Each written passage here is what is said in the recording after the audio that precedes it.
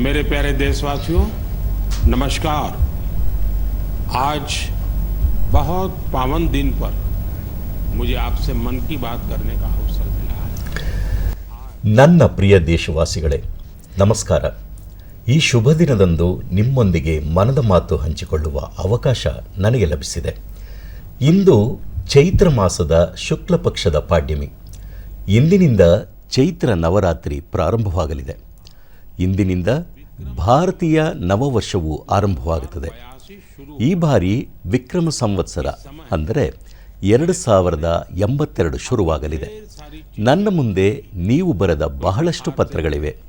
ಬಿಹಾರದವರು, ಬಂಗಾಳದವರು, ಕೆಲವರು ತಮಿಳುನಾಡಿನವರು, ಕೆಲವರು ಗುಜರಾತ್ನವರು ಪತ್ರ ಬರೆದಿದ್ದಾರೆ.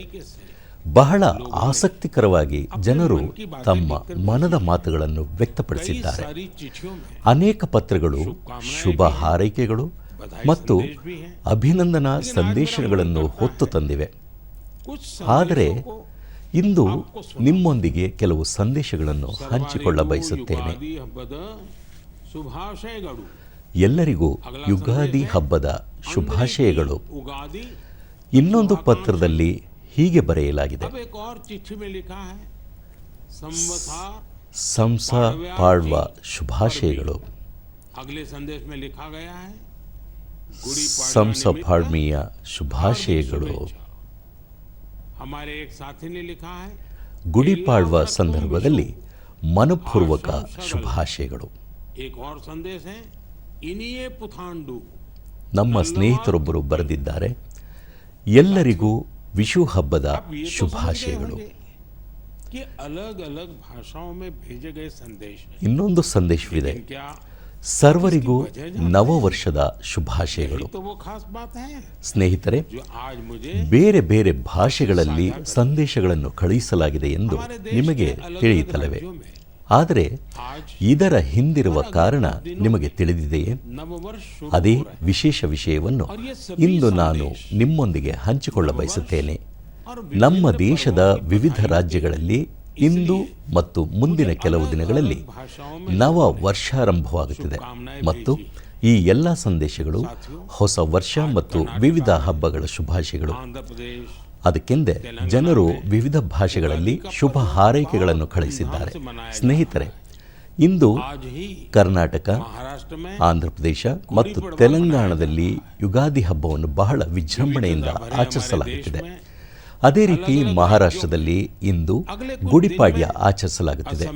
ವೈವಿಧ್ಯಮಯವಾಗಿದ್ದನ್ನು ದೇಶದಲ್ಲಿ ಮುಂದಿನ ಕೆಲವು ದಿನಗಳಲ್ಲಿ ವಿವಿಧ ರಾಜ್ಯಗಳು ಅಂದರೆ ಅಸ್ಸಾಂನಲ್ಲಿ ರೊಂಗಾಲಿ ಬಿಯಾ, ಬಂಗಾಳದಲ್ಲಿ ಪೊಯ್ಲಾ ಬೈಶಾಖ್, ಕಾಶ್ಮೀರದಲ್ಲಿ ನವ್ರೆ ಹೆಸರಿನಲ್ಲಿ ನವವರ್ಷ ಆಚರಿಸಲಾಗುತ್ತದೆ. ಅದೇ ರೀತಿ ಏಪ್ರಿಲ್ 13ರಿಂದ 15ರವರೆಗೆ ದೇಶದ ವಿವಿಧ ಭಾಗಗಳಲ್ಲಿ ಹಬ್ಬಗಳ ಸಂಭ್ರಮಾಚರಣೆ ಮನೆ ಮಾಡಿರಲಿದೆ. ಈ ಸಂಭ್ರಮದ ವಾತಾವರಣದಲ್ಲಿಯೇ ಈದ್ ಹಬ್ಬವು ಮೇಳೈಸಿದೆ. ಅಂದರೆ ಈ ತಿಂಗಳು ಪೂರ್ತಿ ಹಬ್ಬಗಳು ಮತ್ತು ಆಚರಣೆಗಳಿಂದ ತುಂಬಿರುತ್ತದೆ. ಈ ಹಬ್ಬಗಳ ಸಂದರ್ಭದಲ್ಲಿ ದೇಶದ ಜನತೆಗೆ ಹೃತ್ಪೂರ್ವಕ ಅಭಿನಂದನೆಗಳನ್ನು ಸಲ್ಲಿಸುತ್ತೇನೆ. ನಮ್ಮ ಈ ಹಬ್ಬಗಳು ಬೇರೆ ಬೇರೆ ಪ್ರದೇಶಗಳಲ್ಲಿ ಆಚರಿಸಲ್ಪಡಬಹುದು, ಆದರೆ ಭಾರತದ ವೈವಿಧ್ಯತೆಯಲ್ಲಿಯೂ ಏಕತೆ ಹೇಗೆ ಬೆಸೆದುಕೊಂಡಿದೆ ಎಂಬುದನ್ನು ಅವು ತೋರ್ಪಡಿಸುತ್ತವೆ. ಈ ಏಕತೆಯ ಭಾವನೆಯನ್ನು ನಿರಂತರವಾಗಿ ಬಲಪಡಿಸುತ್ತಾ ಸಾಗಬೇಕು. ಸ್ನೇಹಿತರೆ, ಪರೀಕ್ಷೆಗಳು ಸಮೀಪಿಸಿದಾಗ ನಾನು ನನ್ನ ಯುವ ಸ್ನೇಹಿತರೊಂದಿಗೆ ಪರೀಕ್ಷೆಗಳ ಕುರಿತು ಚರ್ಚಿಸುತ್ತೇನೆ. ಈಗ ಪರೀಕ್ಷೆಗಳು ಮುಗಿದಿವೆ. ಅನೇಕ ಶಾಲೆಗಳಲ್ಲಿ ಮತ್ತೆ ತರಗತಿಗಳನ್ನು ಪ್ರಾರಂಭಿಸುವ ಸಿದ್ಧತೆಗಳು ನಡೆಯುತ್ತಿವೆ. ಇದಾದ ನಂತರ ಬೇಸಿಗೆ ರಜೆ ಬರಲಿದೆ. ವರ್ಷದ ಈ ಅವಧಿಗಾಗಿ ಮಕ್ಕಳು ಕಾತರದಿಂದ ಕಾಯುತ್ತಿರುತ್ತಾರೆ. ನಾನು ಮತ್ತು ನನ್ನ ಸ್ನೇಹಿತರು ದಿನವಿಡೀ ಏನಾದರೂ ಕಿಡಿಗೇಡಿತನ ಮಾಡುತ್ತಿದ್ದಂತಹ ನನ್ನ ಬಾಲ್ಯದ ದಿನಗಳು ನೆನಪಾದವು. ಆದರೆ ಅದೇ ಸಮಯದಲ್ಲಿ ನಾವು ಏನಾದರೂ ರಚನಾತ್ಮಕವಾದದ್ದನ್ನು ಮಾಡಲು ಪ್ರಯತ್ನಿಸುತ್ತಿದ್ದೆವು ಮತ್ತು ಕಲಿಯುತ್ತಿದ್ದೆವು.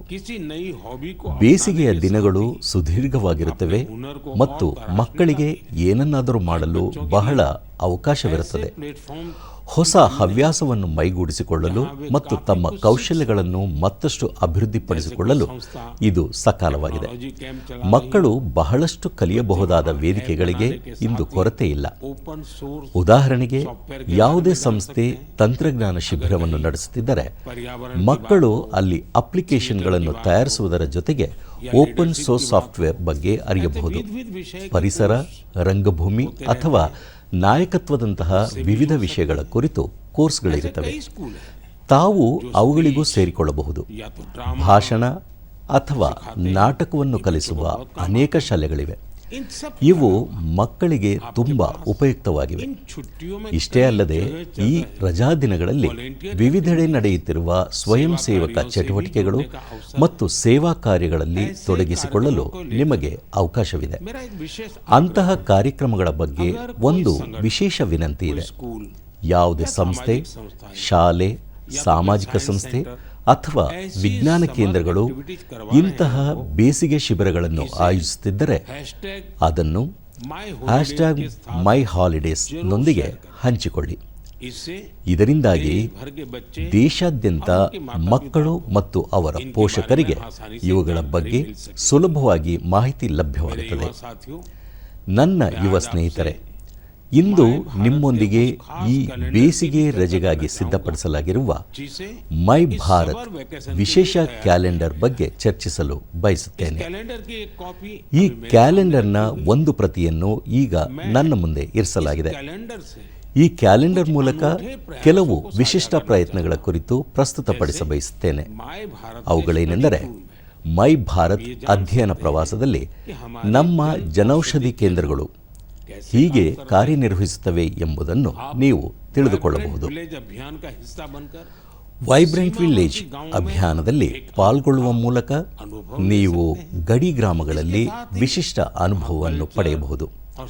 ಇದರೊಂದಿಗೆ ಅಲ್ಲಿನ ಸಾಂಸ್ಕೃತಿಕ ಮತ್ತು ಕ್ರೀಡಾ ಚಟುವಟಿಕೆಗಳಲ್ಲಿ ಕೂಡ ನೀವು ಭಾಗವಹಿಸಬಹುದು. ಜೊತೆಗೆ ಅಂಬೇಡ್ಕರ್ ಪುಣ್ಯತಿಥಿಯಂದು ನಡೆಯುವ ಮೆರವಣಿಗೆಯಲ್ಲಿ ಭಾಗವಹಿಸುವ ಮೂಲಕ ನೀವು ಸಂವಿಧಾನದ ಮೌಲ್ಯಗಳ ಬಗ್ಗೆ ನೀವು ಜಾಗೃತಿ ಮೂಡಿಸುವ ಕೆಲಸ ಕೂಡ ಮಾಡಬಹುದು. ಮಕ್ಕಳು ಮತ್ತು ಅವರ ಪೋಷಕರಲ್ಲಿ ತಮ್ಮ ರಜಾ ದಿನದ ಅನುಭವಗಳನ್ನು #ಹಾಲಿಡೇ ಮೆಮೊರೀಸ್ ನೊಂದಿಗೆ ಹಂಚಿಕೊಳ್ಳಬೇಕೆಂದು ನಾನು ಆಗ್ರಹಿಸುತ್ತೇನೆ. ಮುಂಬರುವ ಮನದ ಮಾತಿನಲ್ಲಿ ನಿಮ್ಮ ಅನುಭವಗಳನ್ನು ಎಲ್ಲರೊಂದಿಗೆ ಹಂಚಿಕೊಳ್ಳುವ ಪ್ರಯತ್ನ ಮಾಡುತ್ತೇನೆ. ನನ್ನ ಪ್ರಿಯ ದೇಶವಾಸಿಗಳೇ, ಬೇಸಿಗೆ ಕಾಲ ಆರಂಭವಾಗುತ್ತಿದ್ದಂತೆ ಪ್ರತಿ ನಗರ ಮತ್ತು ಗ್ರಾಮಗಳಲ್ಲಿ ನೀರಿನ ಉಳಿತಾಯದ ಸಿದ್ಧತೆಗೆ ಪ್ರಾರಂಭವಾಗುತ್ತವೆ. ಅನೇಕ ರಾಜ್ಯಗಳಲ್ಲಿ ನೀರು ಕೊಯ್ಲು ಮತ್ತು ನೀರಿನ ಸಂರಕ್ಷಣೆಗೆ ಸಂಬಂಧಿಸಿದ ಕೆಲಸಗಳು ಹೊಸ ಆವೇಗ ಪಡೆದುಕೊಂಡಿವೆ. ಜಲಶಕ್ತಿ ಸಚಿವಾಲಯ ಮತ್ತು ವಿವಿಧ ಸರ್ಕಾರೇತರ ಸಂಸ್ಥೆಗಳು ಈ ನಿಟ್ಟಿನಲ್ಲಿ ಕೆಲಸ ಮಾಡುತ್ತಿವೆ. ದೇಶದಲ್ಲಿ ಸಾವಿರಾರು ಕೃತಕ ಕೊಳಗಳು, ಚೆಕ್ ಡ್ಯಾಂಗಳು, ಬೋರ್ವೆಲ್ ರೀಚಾರ್ಜ್, ಕಮ್ಯುನಿಟಿ ಸಾಕ್ವಿಟ್ಗಳನ್ನು ನಿರ್ಮಿಸಲಾಗುತ್ತಿದೆ.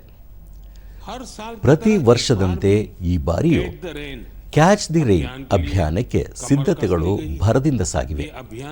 ಈ ಅಭಿಯಾನ ಸರ್ಕಾರದ್ದಲ್ಲ, ಬದಲಾಗಿ ಸಮಾಜದ್ದು, ಜನಮಾನಸದ್ದು. ಜಲ ಸಂರಕ್ಷಣೆ ಕಾರ್ಯದಲ್ಲಿ ಹೆಚ್ಚೆಚ್ಚು ಜನರು ಭಾಗವಹಿಸುವಂತೆ ಮಾಡಲು ಜಲ್ ಸಂಚಯ್ ಜನ್ ಭಾಗೀದಾರಿ ಅಭಿಯಾನ ಸಹ ನಡೆಸಲಾಗುತ್ತಿದೆ.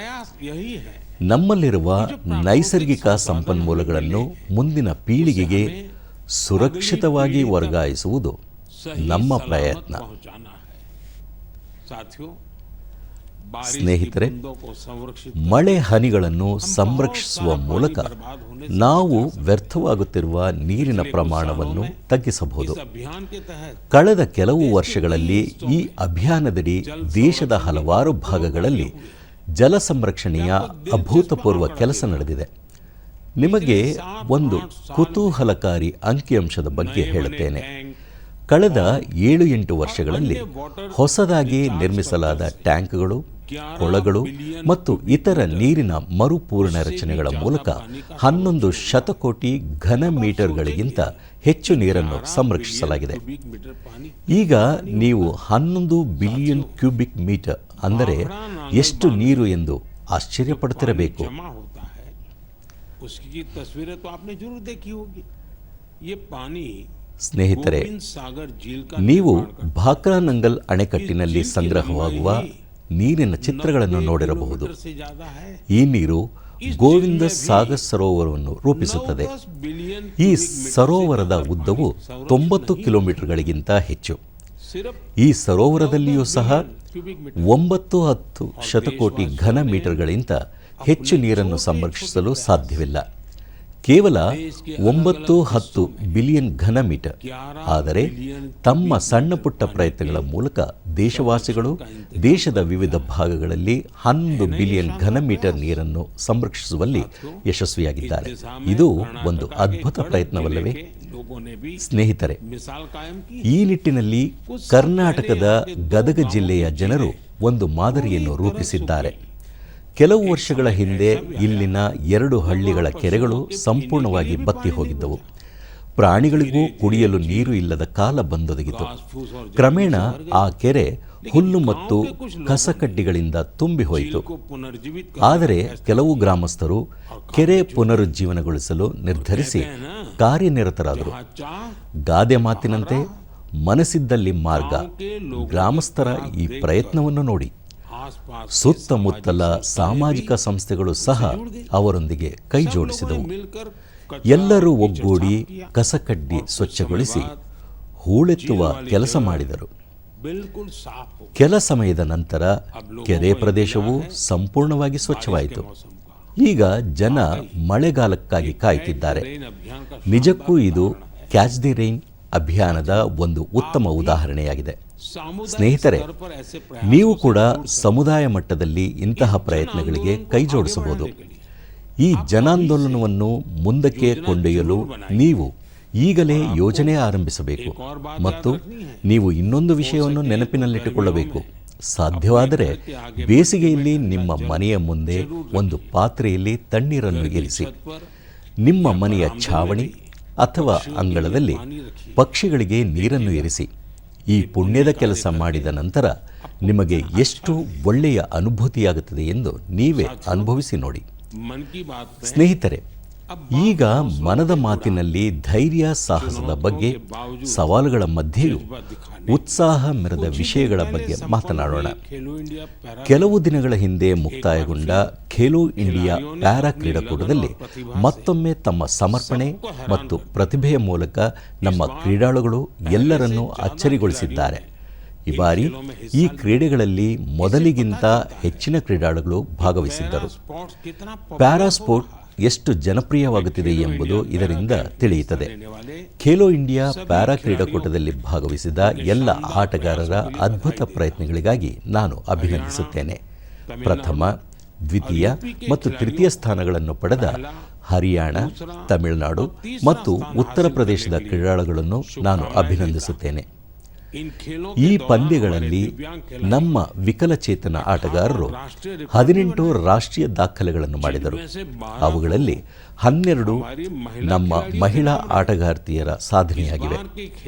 ಈ ವರ್ಷದ ಖೇಲೋ ಇಂಡಿಯಾ ಪ್ಯಾರಾ ಕ್ರೀಡಾಕೂಟದಲ್ಲಿ ಚಿನ್ನದ ಪದಕ ಗೆದ್ದ ಆರ್ಮ್ ರೆಸ್ಲರ್ ಜಾವಿ ಮ್ಯಾಥ್ಯೂ ನನಗೆ ಪತ್ರ ಬರೆದಿದ್ದಾರೆ.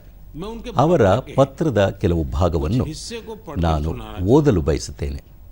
ಅವರು ಹೀಗೆ ಬರೆದಿದ್ದಾರೆ: ಪದಕ ಗೆಲ್ಲುವುದು ಬಹಳ ವಿಶೇಷ ಅನುಭವ. ಆದರೆ ನಮ್ಮ ಹೋರಾಟ ಕೇವಲ ವೇದಿಕೆಯ ಮೇಲೆ ಸ್ಥಾನ ಪಡೆಯುವುದಕ್ಕೆ ಮಾತ್ರ ಸೀಮಿತವಾಗಿಲ್ಲ. ನಮ್ಮದು ನಿತ್ಯ ಹೋರಾಟ. ಹಲವು ವಿಧಗಳಲ್ಲಿ ಜೀವನವು ನಮಗೆ ಪರೀಕ್ಷೆಯನ್ನೊಡ್ಡುತ್ತದೆ. ನಮ್ಮ ಈ ಹೋರಾಟವನ್ನು ಕೆಲವರು ಮಾತ್ರ ಅರ್ಥ ಮಾಡಿಕೊಳ್ಳುತ್ತಾರೆ. ಇದರ ಹೊರತಾಗಿಯೂ ನಾವು ಧೈರ್ಯದಿಂದ ಮುಂದುವರಿಯುತ್ತೇವೆ. ನಮ್ಮ ಕನಸುಗಳನ್ನು ನನಸಾಗಿಸಲು ನಾವು ಶ್ರಮಿಸುತ್ತೇವೆ. ನಾವು ಯಾರಿಗೇನೂ ಕಡಿಮೆ ಇಲ್ಲ ಎಂದು ನಮ್ಮಲ್ಲಿ ಅಚಲ ವಿಶ್ವಾಸವಿರುತ್ತದೆ. ಅದ್ಭುತ. ಜಾಬಿ ಮ್ಯಾಥ್ಯೂ ಅವರೇ, ನೀವು ಅದ್ಭುತವಾಗಿ ಬರೆದಿದ್ದೀರಿ.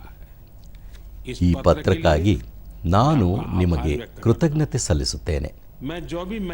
ಜಾಬಿ ಮ್ಯಾಥ್ಯೂ ಮತ್ತು ನಮ್ಮ ಎಲ್ಲ ವಿಕಲಚೇತನ ಸ್ನೇಹಿತರಿಗೆ ನಾನು ಹೇಳಲು ಬಯಸುವುದೇನೆಂದರೆ, ನಿಮ್ಮ ಪ್ರಯತ್ನಗಳು ನಮಗೆ ದೊಡ್ಡ ಸ್ಫೂರ್ತಿಯಾಗಿದೆ. ಸ್ನೇಹಿತರೆ, ದೆಹಲಿಯಲ್ಲಿ ಮತ್ತೊಂದು ಬೃಹತ್ ಆಯೋಜನೆಯು ಜನರಿಗೆ ಬಹಳ ಪ್ರೇರಣಾದಾಯಕವಾಗಿತ್ತು. ಜನರಲ್ಲಿ ಉತ್ಸಾಹ ತುಂಬಿತು. ಒಂದು ಆವಿಷ್ಕಾರಕ ಆಲೋಚನೆಯ ರೂಪದಲ್ಲಿ ಮೊಟ್ಟ ಮೊದಲ ಬಾರಿಗೆ ಫಿಟ್ ಇಂಡಿಯಾ ಕಾರ್ನಿವಲ್ ಆಯೋಜಿಸಲಾಯಿತು. ಇದರಲ್ಲಿ ಬೇರೆ ಬೇರೆ ಕ್ಷೇತ್ರಗಳ ಸರಿಸುಮಾರು 25,000 ಮಂದಿ ಪಾಲ್ಗೊಂಡಿದ್ದರು. ಇವರೆಲ್ಲರ ಲಕ್ಷ್ಯ ಗುರಿ ಒಂದೇ ಆಗಿತ್ತು. ಅದೇನೆಂದರೆ ಆರೋಗ್ಯವಾಗಿ ಸದೃಢರಾಗಿರುವುದು ಮತ್ತು ಸದೃಢರಾಗಿರುವ ಕುರಿತು ಜನರಲ್ಲಿ ಜಾಗೃತಿ ಮೂಡಿಸುವುದು. ಈ ಕಾರ್ಯಕ್ರಮದಲ್ಲಿ ಪಾಲ್ಗೊಂಡಿದ್ದವರು ತಮ್ಮ ಆರೋಗ್ಯ ಮಾತ್ರವಲ್ಲದೆ ಪೋಷಣೆ ಸಂಬಂಧಿತ ಅರಿವನ್ನು ಕೂಡ ಪಡೆದುಕೊಂಡರು. ನೀವು ವಾಸಿಸುವ ಪ್ರದೇಶಗಳಲ್ಲಿ ಕೂಡ ಇಂತಹ ಕಾರ್ನಿವಾಲ್ಗಳನ್ನು ಆಯೋಜಿಸಬೇಕೆಂದು ನಾನು ನಿಮ್ಮಲ್ಲಿ ಮನವಿ ಮಾಡುತ್ತೇನೆ. ಈ ಉಪಕ್ರಮದಲ್ಲಿ ನಿಮಗೆ ಮೈ ಭಾರತ್ ಬಹಳ ಉಪಯುಕ್ತವಾಗಬಹುದು. ಸ್ನೇಹಿತರೆ, ನಮ್ಮ ದೇಶೀಯ ಆಟ ಈಗ ಜನಪ್ರಿಯ ಸಂಸ್ಕೃತಿಯ ಭಾಗವಾಗುತ್ತಿದೆ. ನಿಮ್ಮೆಲ್ಲರಿಗೂ ಪ್ರಸಿದ್ಧ ರ್ಯಾಪ್ಟರ್ ಹನುಮಾನ್ ಕೈನ್ ಬಗ್ಗೆ ತಿಳಿದೇ ಇದೆ. ಇತ್ತೀಚೆಗೆ ಇವರ ಹೊಸ ಹಾಡು ರನ್ ಇಟ್ ಅಪ್ ಬಹಳ ಜನಪ್ರಿಯವಾಗುತ್ತಿದೆ. ಇದರಲ್ಲಿ ಕಲಾರಿಪಯಟು, ಗತಕಾದಂತಹ ನಮ್ಮ ಸಾಂಪ್ರದಾಯಿಕ ಸಮರ ಕಲೆಗಳನ್ನು ಕೂಡ ಸೇರಿಸಲಾಗಿದೆ. ಹನುಮಾನ್ ಕೈನ್ ಅವರ ಪ್ರಯತ್ನಗಳಿಂದಾಗಿ ನಮ್ಮ ಸಾಂಪ್ರದಾಯಿಕ ಸಮರ ಕಲೆಗಳ ಬಗ್ಗೆ ವಿಶ್ವಾದ್ಯಂತ ಜನರು ತಿಳಿದುಕೊಳ್ಳಲು ಸಾಧ್ಯವಾಗುತ್ತಿರುವುದಕ್ಕಾಗಿ ನಾನು ಅವರನ್ನು ಅಭಿನಂದಿಸುತ್ತೇನೆ. ನನ್ನ ಪ್ರೀತಿಯ ದೇಶವಾಸಿಗಳೇ, ಪ್ರತಿ ತಿಂಗಳು ನನಗೆ ಮೈಗೌ ಮತ್ತು ನಮೋ ಆ್ಯಪ್ನಲ್ಲಿ ನಿಮ್ಮ ಅನೇಕ ಸಂದೇಶಗಳು ದೊರೆಯುತ್ತವೆ. ಕೆಲವು ಸಂದೇಶಗಳು ನನ್ನ ಮನ ಮುಟ್ಟಿದರೆ, ಇನ್ನು ಕೆಲವು ಸಂದೇಶಗಳು ನನ್ನ ಮನಸ್ಸಿನಲ್ಲಿ ಹೆಮ್ಮೆ ತುಂಬುತ್ತವೆ. ಹಲವು ಬಾರಿ ಈ ಸಂದೇಶಗಳಿಂದ ನಮ್ಮ ಸಂಸ್ಕೃತಿ ಮತ್ತು ಸಂಪ್ರದಾಯಗಳ ಬಗ್ಗೆ ವಿಶೇಷ ಮಾಹಿತಿ ದೊರೆಯುತ್ತದೆ. ಈ ಬಾರಿ ನನ್ನ ಗಮನ ಸೆಳೆದ ಅಂತಹ ಒಂದು ಸಂದೇಶವನ್ನು ನಿಮ್ಮೊಂದಿಗೆ ಹಂಚಿಕೊಳ್ಳಲು ಬಯಸುತ್ತೇನೆ. ವಾರಣಾಸಿಯ ಅಥವ್ ಕಪು, ಮುಂಬೈನ ಆಯುಷ್ ಲಿಖಾ ಮತ್ತು ಅತ್ರೇಯಮ್ಮನ್ ಅವರು ನನ್ನ ಇತ್ತೀಚಿನ ಮಾರಿಷಸ್ ಪ್ರವಾಸದ ಬಗ್ಗೆ ತಮ್ಮ ಭಾವನೆಗಳನ್ನು ಬರೆದು ಕಳಿಸಿದ್ದಾರೆ. ಈ ಪ್ರವಾಸದ ಸಮಯದಲ್ಲಿ ಗೀತ್ ಗವೈ ಅವರ ಪ್ರದರ್ಶನ ಅವರಿಗೆ ಬಹಳ ಸಂತಸ ತಂದಿತ್ತೆಂದು ಅವರು ಬರೆದಿದ್ದಾರೆ. ಪೂರ್ವ ಉತ್ತರ ಪ್ರದೇಶ ಮತ್ತು ಬಿಹಾರದಿಂದ ಬಂದ ಮಾರಿಷಸ್ನಲ್ಲಿ ಗೀತ್ ಗವೈ ಅವರನ್ನು ಅದ್ಭುತ ಪ್ರದೇಶ ನಿಜಕ್ಕೂ ಅದ್ಭುತ ಅನಿಸಿಕೆಯಾಗಿತ್ತು. मैंने वहां जो महसूस किया वो वाकई अद्भुत है. साथियों, ಸ್ನೇಹಿತರೆ, ನಾವು ನಮ್ಮ ಬೇರುಗಳೊಂದಿಗೆ ಸಂಪರ್ಕದಲ್ಲಿರುವ ಅದು ನಮ್ಮನ್ನು ಬೇರು ಸಹಿತ ಕಿತ್ತು ಹಾಕಲು ಸಾಧ್ಯ. ಊಹಿಸಿಕೊಳ್ಳಿ, ಸುಮಾರು 200 ವರ್ಷಗಳ ಹಿಂದೆ ಭಾರತದಿಂದ ಅನೇಕರು ಗುತ್ತಿಗೆ ಕಾರ್ಮಿಕರಾಗಿ ಮಾರಿಷಸ್ಗೆ ಹೋಗಿದ್ದರು. ಮುಂದೆ ಏನಾಗುತ್ತದೆ ಎಂಬುದು ಯಾರಿಗೂ ತಿಳಿದಿರಲಿಲ್ಲ. ಆದರೆ ಕಾಲಕ್ರಮೇಣ ಅವರು ಅಲ್ಲಿಯೇ ನೆಲೆಸಿದರು. ಅವರು ಮಾರಿಷಸ್ನಲ್ಲಿ ಹೆಸರು ಗಳಿಸಿದರು. ತಮ್ಮ ಪರಂಪರೆಯನ್ನು ಸಂರಕ್ಷಿಸಿಕೊಂಡಿರುವುದು ಮತ್ತು ಹಾಗೆಯೇ ಉಳಿಸಿಕೊಂಡು ಬಂದರು. ಇಂತಹ ವಿಷಯಗಳಿಗೆ ಕೇವಲ ಮಾರಿಷಸ್ ಮಾತ್ರ ಒಂದು ಉದಾಹರಣೆಯಲ್ಲ. ಕಳೆದ ವರ್ಷ ನಾನು ಗಯಾನಾಗೆ ಹೋದಾಗ ಅಲ್ಲಿನ ಚೌತಾಲ್ ದರ್ಶನದಿಂದ ನಾನು ತುಂಬ ಸಾಧ್ಯ. ಸ್ನೇಹಿತರೆ, ನಾನು ಈಗ ನಿಮಗೆ ಒಂದು ಆಡಿಯೋ ಕಳಿಸಿದ್ದೇನೆ.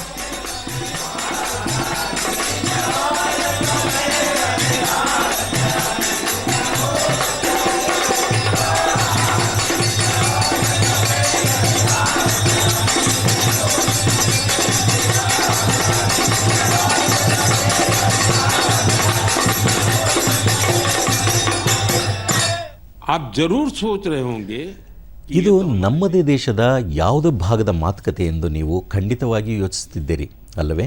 ಆದರೆ ಇದು ಫಿಜಿ ದೇಶಕ್ಕೆ ಸಂಬಂಧಿಸಿದ್ದು ಎಂದು ತಿಳಿದು ನಿಮಗೆ ನಿಜಕ್ಕೂ ಆಶ್ಚರ್ಯವಾಗುತ್ತದೆ. ಇದು ಫಿಜಿ ದೇಶದ ಬಹಳ ಜನಪ್ರಿಯ ಫಗ್ವಾ ಚೌತಾಲ್ ಆಗಿದೆ. ಈ ಹಾಡು ಮತ್ತು ಸಂಗೀತ ಪ್ರತಿಯೊಬ್ಬರಲ್ಲೂ ಉತ್ಸಾಹ ತುಂಬುತ್ತದೆ. ನಾನು ನಿಮಗೆ ಮತ್ತೊಂದು ಆಡಿಯೋ ಕಳಿಸುತ್ತೇನೆ.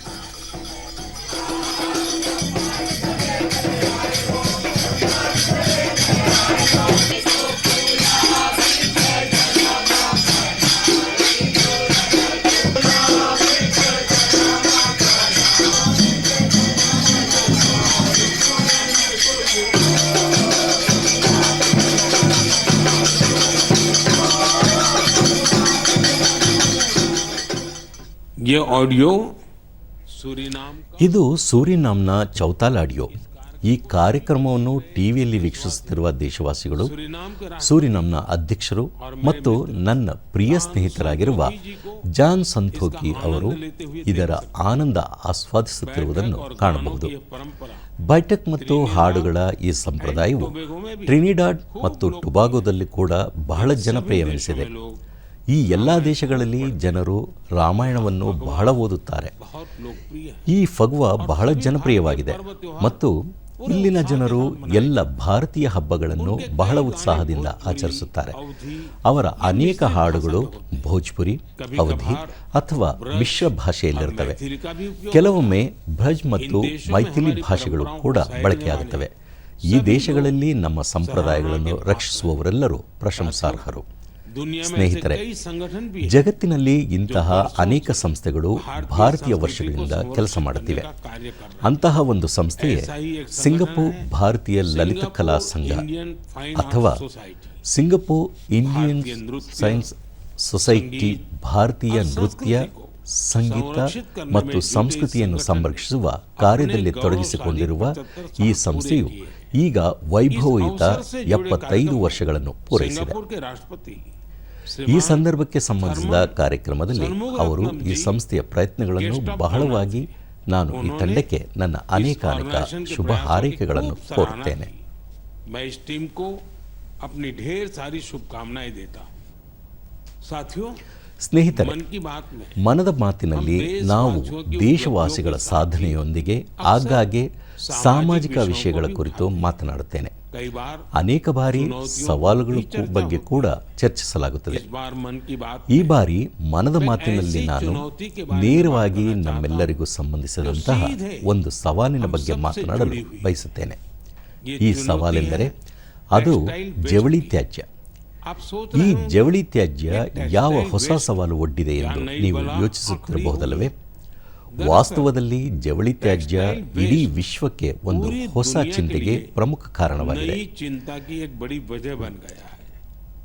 आजकल ಇತ್ತೀಚಿನ ದಿನಗಳಲ್ಲಿ ವಿಶ್ವಾದ್ಯಂತ ಹಳೆಯ ಉಡುಪುಗಳನ್ನು ಬೇಗ ಬೇಗ ಎಸೆದು ಹೊಸ ಉಡುಪುಗಳನ್ನು ಖರೀದಿಸುವ ಪ್ರವೃತ್ತಿ ಹೆಚ್ಚಾಗುತ್ತಿದೆ. सोचा है ನೀವು ಧರಿಸದೇ ಬಿಟ್ಟ ಹಳೆಯ ಬಟ್ಟೆಗಳು ಏನಾಗುತ್ತವೆ ಎಂದು ನೀವು ಎಂದಾದರೂ ಯೋಚಿಸಿದ್ದೀರಾ? ಇದೇ ಜವಳಿ ತ್ಯಾಜ್ಯವಾಗುತ್ತದೆ. टेक्सटाइल वेस्ट ಈ ವಿಷಯದ ಬಗ್ಗೆ ಅನೇಕ ಜಾಗತಿಕ ಸಂಶೋಧನೆಗಳು ನಡೆಯುತ್ತಿವೆ. एक रिसर्च में ये सामने आया है. ಕೇವಲ 1% ಕಡಿಮೆ ಪ್ರಮಾಣದ ಜವಳಿ ತ್ಯಾಜ್ಯ ಮಾತ್ರ ಹೊಸ ಬಟ್ಟೆಗಳಲ್ಲಿ ರೀಸೈಕಲ್ ಆಗುತ್ತದೆ. 1% से भी कम. ಕೇವಲ 1% ಕಡಿಮೆ ಮಾತ್ರ ಎಂಬ ವಿಷಯ ಒಂದು ಸಂಶೋಧನೆಯಿಂದ ಹೊರಬಿದ್ದಿದೆ. ವಿಶ್ವದಲ್ಲಿ ಅತ್ಯಂತ ಹೆಚ್ಚು ಜವಳಿ ತ್ಯಾಜ್ಯ ಹೊರಬೀಳುವ ದೇಶಗಳ ಪೈಕಿ ಭಾರತ 3ನೇ ಸ್ಥಾನದಲ್ಲಿದೆ. ಅಂದರೆ ನಮ್ಮ ಮುಂದಿರುವ ಸವಾಲು ಬಹಳ ದೊಡ್ಡದು ಎಂದು ಇದರ ಅರ್ಥ. ಆದರೆ ನಮ್ಮ ದೇಶದಲ್ಲಿ ಇಂತಹ ಸವಾಲುಗಳನ್ನು ಎದುರಿಸಲು ಅನೇಕ ಶ್ಲಾಘನೀಯ ಪ್ರಯತ್ನಗಳು ನಡೆಯುತ್ತಿವೆ ಎನ್ನುವುದು ನನಗೆ ಸಂತಸ ತರುವ ವಿಷಯವಾಗಿದೆ. ಅನೇಕ ಭಾರತೀಯ ನವೋದ್ಯಮಗಳು ಟೆಕ್ಸ್ಟೈಲ್ ರಿಕವರಿ ಫೆಸಿಲಿಟೀಸ್ ಕುರಿತು ಕೆಲಸ ಆರಂಭಿಸಿವೆ. ತ್ಯಾಜ್ಯ ಐವನ್ ನಮ್ಮ ಸೋದರ ಸೋದರಿಯ ಸಬಲೀಕರಣಕ್ಕಾಗಿ ಕೆಲಸ ಮಾಡುತ್ತಿದೆ. ಸುಸ್ಥಿರ ಫ್ಯಾಷನ್ ನಿಟ್ಟಿನಲ್ಲಿ ಅನೇಕ ಯೋಜನರು ಪ್ರಯತ್ನಗಳಲ್ಲಿ ತೊಡಗಿಸಿಕೊಂಡಿದ್ದಾರೆ. ಅವರು ಹಳೆಯ ಬಟ್ಟೆಗಳು ಮತ್ತು ಬೂಟುಗಳನ್ನು ಮರು ಅಲಂಕಾರಿಕ ವಸ್ತುಗಳಾಗಿ ಕೈಚೀಲಗಳು, ಲೇಖನ ಸಾಮಗ್ರಿಗಳು ಮತ್ತು ಆಟಿಕೆಗಳಂತಹ ಅನೇಕ ಸಂಸ್ಥೆಗಳು ಇತ್ತೀಚೆಗೆ ಸರ್ಕ್ಯುಲರ್ ಫ್ಯಾಷನ್ ಬ್ರ್ಯಾಂಡ್ ಅನ್ನು ಜನಪ್ರಿಯಗೊಳಿಸುವಲ್ಲಿ ತೊಡಗಿಸಿಕೊಂಡಿವೆ. ಹೊಸ ರೆಂಟಲ್ ವೇದಿಕೆಗಳು ತೆರೆದುಕೊಂಡಿದ್ದು ಇಲ್ಲಿ ಡಿಸೈನರ್ ಉಡುಪುಗಳು ಬಾಡಿಗೆ ಆಧಾರದಲ್ಲಿ ದೊರೆಯುತ್ತವೆ. ಕೆಲವು ಸಂಸ್ಥೆಗಳು ಹಳೆಯ ಬಟ್ಟೆಗಳನ್ನು ತೆಗೆದುಕೊಂಡು ಅವುಗಳನ್ನು ಪುನಃ ಬಳಕೆ ಮಾಡುವಂತೆ ಸಿದ್ಧಪಡಿಸಿ ಅವುಗಳನ್ನು ಬಡವರಿಗೆ ತಲುಪಿಸುತ್ತವೆ. ಸ್ನೇಹಿತರೆ, ಕೆಲವು ನಗರಗಳು ಜವಳಿ ತ್ಯಾಜ್ಯವನ್ನು ನಿರ್ವಹಿಸುವಲ್ಲಿ ತಮ್ಮದೇ ಆದ ಗುರುತು ಮೂಡಿಸುತ್ತವೆ. ಹರಿಯಾಣದ ಪಾನಿಪತ್ ಟೆಕ್ಸ್ಟೈಲ್ ರೀಸೈಕ್ಲಿಂಗ್ನ ಜಾಗತಿಕ ಹಬ್ನ ರೂಪದಲ್ಲಿ ಹೊರಹೊಮ್ಮುತ್ತಿದೆ. ಬೆಂಗಳೂರು ಕೂಡ ಆವಿಷ್ಕಾರಕ ತಂತ್ರಜ್ಞಾನ ಪರಿಹಾರಗಳಿಂದ ತನ್ನದೇ ಆದ ಗುರುತು ಮೂಡಿಸುತ್ತಿದೆ. ಇಲ್ಲಿ ಅರ್ಧಕ್ಕಿಂತ ಹೆಚ್ಚು ಜವಳಿ ತ್ಯಾಜ್ಯವನ್ನು ಸಂಗ್ರಹಿಸಲಾಗುತ್ತಿದ್ದು ನಮ್ಮ ಇತರ ನಗರಗಳಿಗೂ ಇದು ಒಂದು ಉದಾಹರಣೆಯಾಗಿದೆ. ಇದೇ ರೀತಿ ತಮಿಳುನಾಡಿನ ತಿರುಪೂರ್ ತ್ಯಾಜ್ಯ ನೀರು ಸಂಸ್ಕರಣೆ ಮತ್ತು ನವೀಕರಿಸಬಹುದಾದ ಇಂಧನದ ಮೂಲಕ ಜವಳಿ ತ್ಯಾಜ್ಯ ನಿರ್ವಹಣೆಯಲ್ಲಿಯೂ ತೊಡಗಿಸಿಕೊಂಡಿವೆ. ನನ್ನ ಪ್ರೀತಿಯ ದೇಶವಾಸಿಗಳೇ, ಇಂದು ಸದೃಢತೆಯಲ್ಲಿ ಕೌಂಟ್ ಅಥವಾ ಎಣಿಕೆಯ ಪಾತ್ರ ಬಹಳ ದೊಡ್ಡದಾಗಿದೆ. ಒಂದು ದಿನದಲ್ಲಿ ಎಷ್ಟು ಹೆಜ್ಜೆ ನಡೆದಿದ್ದೀರಿ ಎನ್ನುವುದರ ಎಣಿಕೆ, ಒಂದು ದಿನದಲ್ಲಿ ಎಷ್ಟು ಕ್ಯಾಲರಿ ಸೇವಿಸಿದ್ದೀರಿ ಎನ್ನುವುದರ ಎಣಿಕೆ, ಎಷ್ಟು ಕ್ಯಾಲರಿಗಳನ್ನು ಬರ್ನ್ ಮಾಡಿದ್ದೀರಿ ಎನ್ನುವುದರ ಎಣಿಕೆ. ಇಷ್ಟೊಂದು ಎಣಿಕೆಗಳ ನಡುವೆ ಮತ್ತೊಂದು ಇಳಿ ಎಣಿಕೆ ಆರಂಭವಾಗಲಿದೆ. ಅದೇ ಅಂತಾರಾಷ್ಟ್ರೀಯ ಯೋಗ ದಿನದ ಇಳಿ ಎಣಿಕೆ. ಯೋಗ ದಿನಕ್ಕೆ ಈಗ 100 ದಿನಗಳಿಗಿಂತ ಕಡಿಮೆ ಸಮಯ ಉಳಿದಿದೆ. ನೀವು ಇದುವರೆಗೂ ನಿಮ್ಮ ಜೀವನದಲ್ಲಿ ಯೋಗಾಭ್ಯಾಸ ಸೇರಿಕೊಂಡಿಲ್ಲವೆಂದಾದಲ್ಲಿ ಇನ್ನೂ ವಿಳಂಬವಾಗಿಲ್ಲ. ಈಗ ಖಂಡಿತವಾಗಿಯೂ ನಿಮ್ಮ ದಿನಚರಿಯಲ್ಲಿ ಯೋಗ ಸೇರಿಸಿಕೊಳ್ಳಿ. 10 ವರ್ಷಗಳ ಹಿಂದೆ 2015ರ ಜೂನ್ 21ರಂದು ಪ್ರಥಮ ಯೋಗ ದಿನ ಆಚರಿಸಲಾಯಿತು. ಈಗಂತೂ ಈ ದಿನವು ಯೋಗ ಹಬ್ಬದ ಬೃಹತ್ ಉತ್ಸವದಲ್ಲಿ ಇದೆ. ಇದು ಭಾರತದಿಂದ ಮನುಕುಲಕ್ಕೆ ದೊರೆತ ಅಮೂಲ್ಯ 2025ರ ಯೋಗ ದಿನದ ಘೋಷವಾಕ್ಯವೆಂದರೆ ಒಂದು ಭೂಮಿ ಒಂದು ಯೋಗ ಎನ್ನುವುದಾಗಿದೆ. ಅಂದರೆ ನಾವು ಯೋಗದ ಮುಖಾಂತರ ಇಡೀ ವಿಶ್ವವನ್ನು ಆರೋಗ್ಯಪೂರ್ಣವನ್ನಾಗಿ ಮಾಡಬೇಕೆಂದು ಬಯಸುತ್ತೇವೆ. ಸ್ನೇಹಿತರೆ, ಇಂದು ಪ್ರಪಂಚದಾದ್ಯಂತ ನಮ್ಮ ಯೋಗ ಮತ್ತು ಸಂಪ್ರದಾಯ ಹೆಚ್ಚಿನ ಸಂಖ್ಯೆಯ ಯುವಜನತೆಗೆ ಯೋಗ ಮತ್ತು ಆಯುರ್ವೇದ. ಈಗ ದಕ್ಷಿಣ ಅಮೆರಿಕ ದೇಶದ ಚಿಲಿಯ ಬಗ್ಗೆ ನೋಡೋಣ. ಇಲ್ಲಿ ಆಯುರ್ವೇದ ಬಹಳ ಬೇಗ ಜನಪ್ರಿಯವಾಗುತ್ತಿದೆ. ಕಳೆದ ವರ್ಷ ನಾನು ಬ್ರೆಜಿಲ್ಗೆ ಭೇಟಿ ನೀಡಿದಾಗ ಚಿಲಿ ದೇಶದಲ್ಲಿ ವಿನಿಮಯ ನಡೆದವು. ನನಗೆ ಸೋಮೋಸ್ ಇಂಡಿಯಾ ಎಂಬ ತಂಡದ ಬಗ್ಗೆ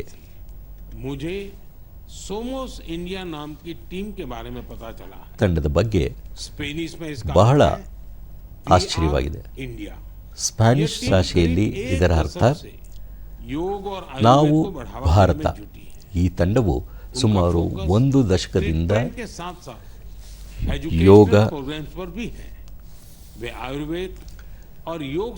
ಚಿಕಿತ್ಸೆ ಹಾಗೂ ಶೈಕ್ಷಣಿಕ ಕಾರ್ಯಕ್ರಮಗಳ ಮೇಲೆ ಅದು ಬಹಳವಾಗಿ ಗಮನವನ್ನು ಕೇಂದ್ರೀಕರಿಸುತ್ತದೆ.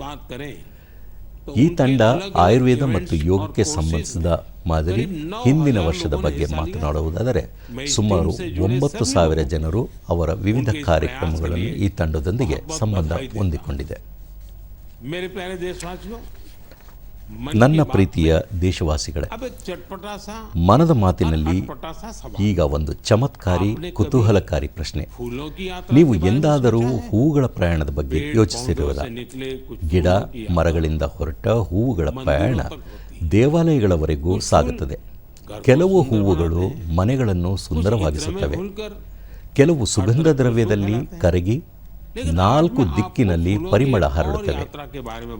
ಆದರೆ ನಾನು ಇಂದು ನಿಮಗೆ ಹೂವುಗಳ ಮತ್ತೊಂದು ಪಯಣದ ಬಗ್ಗೆ ಹೇಳುತ್ತೇನೆ.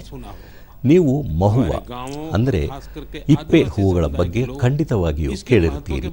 ನಮ್ಮ ಹಳ್ಳಿಗಳು ಮತ್ತು ವಿಶೇಷವಾಗಿ ಬುಡಕಟ್ಟು ಸಮುದಾಯದ ಜನರು ಇದರ ಮಹತ್ವದ ಬಗ್ಗೆ ಬಹಳ ಚೆನ್ನಾಗಿ ಅರಿತಿರುತ್ತಾರೆ. ದೇಶದ ಹಲವು ಭಾಗಗಳಲ್ಲಿ ಮಹುವಾ ಹೂವುಗಳು ಮಧ್ಯಪ್ರದೇಶದಲ್ಲಿ ಚಿಂದ್ವಾರ ಜಿಲ್ಲೆಯಲ್ಲಿ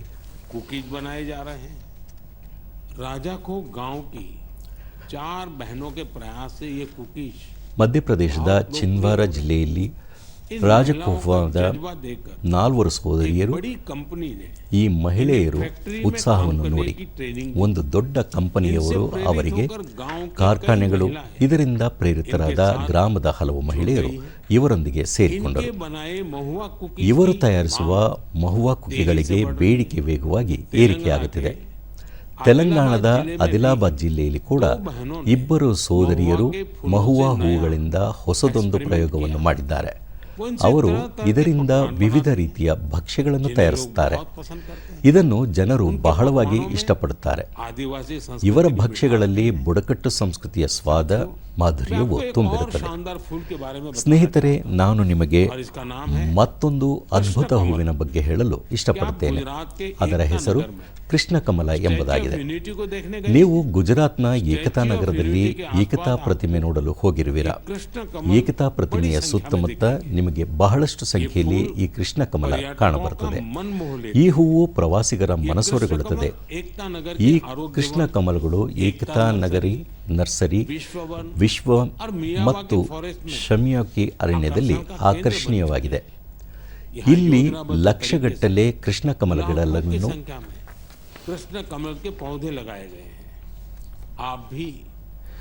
ಯೋಜಿತ ರೀತಿಯಲ್ಲಿ ನಡೆಸಲಾಗಿದೆ. ನೀವು ಸುತ್ತಲೂ ನೋಡಿದರೆ ಸಾಕಷ್ಟು ಪ್ರಮಾಣದಲ್ಲಿ ಹೂವುಗಳು, ಆಸಕ್ತಿದಾಯಕ ಪ್ರಯಾಣಗಳು ಕಾಣುತ್ತವೆ.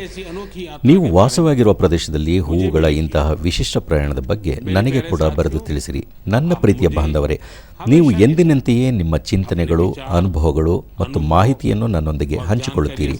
ನಿಮ್ಮ ಸುತ್ತಮುತ್ತ ನಡೆಯುತ್ತಿರುವ ಯಾವುದಾದರೂ ವಿಷಯ ನಿಮಗೆ ಸಾಮಾನ್ಯವಾಗಿ ಹೋಗಬಹುದು, ಆದರೆ ಇತರರಿಗೆ ಆ ವಿಷಯವು ತುಂಬ ಆಸಕ್ತಿದಾಯಕ ಮತ್ತು ಹೊಸದಾಗಿ ತೋರಬಹುದು. ಮುಂದಿನ ತಿಂಗಳು ನಾವು ಪುನಃ ಭೇಟಿಯಾಗೋಣ. ನಮ್ಮಲ್ಲಿ ಪ್ರೇರಣೆ ತುಂಬುವಂತಹ ದೇಶವಾಸಿಗಳ ವಿಷಯದ ಬಗ್ಗೆ ಮಾತನಾಡೋಣ. ನಿಮ್ಮೆಲ್ಲರಿಗೂ ಅನೇಕ ಧನ್ಯವಾದ. ನಮಸ್ಕಾರ. जो हमें प्रेरणा से भर देती है। आप सबका बहुत बहुत धन्यवाद. नमस्कार.